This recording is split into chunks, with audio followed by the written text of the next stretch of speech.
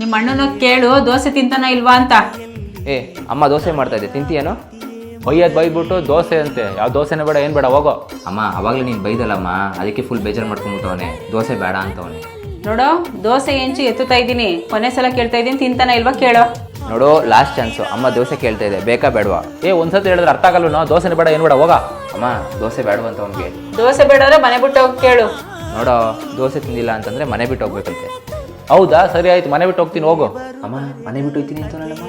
ಅಯ್ಯೋ ಬೈಯೋದೇನೋ ಬೈದ್ಬಿಟ್ಟೆ ಕಣಪ್ಪ. ದೋಸೆ ಬೇಡ ಪೂರಿ ತಿಂತಾನೆ ಕೇಳ್ಕೊಪಪ್ಪ. ಸರಿ ದೋಸೆ ಏನು ಮಾಡಲ್ವಂತೆ, ಪೂರಿ ಮಾಡುತ್ತೆ, ತಿಂತೀಯಾ? ಪೂರಿನೂ ಬೇಡ ಏನೂ ಬೇಡ, ಬಜ್ಜಿ ಬೇಕು ನನಗೆ, ಬಜ್ಜಿ ಮಾಡ್ಕೊಡ್ತದ ಕೇಳು. ಅಮ್ಮ ಪೂರಿ ಬೇಡವಂತೆ, ಬಜ್ಜಿ ಬೇಕಂತ ಅವ್ನಿಗೆ. ಬಜ್ಜಿ ಕಡಲೆ ಹಿಟ್ಟೆಲ್ಲ ಖಾಲಿ ಆಗೈತೆ, ಪೂರಿ ಬೇಕಾದ್ರೆ ತಿನ್ಲಿ ತಿಂದೇರೆ ಎದ್ದೋಗ್ಲಿ ಹೋಗು. ತಗೊಳ್ಳೋ 100 ರೂಪಾಯಿ.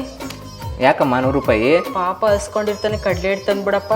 ಎಷ್ಟೇ ಕೋಪ ಇದ್ರೂ ತಾಯಿ ತನ್ನ ಮಕ್ಕಳ ಮೇಲೆ ಇಟ್ಟಿರೋ ಪ್ರೀತಿ ಕಮ್ಮಿ ಆಗಲ್ಲ.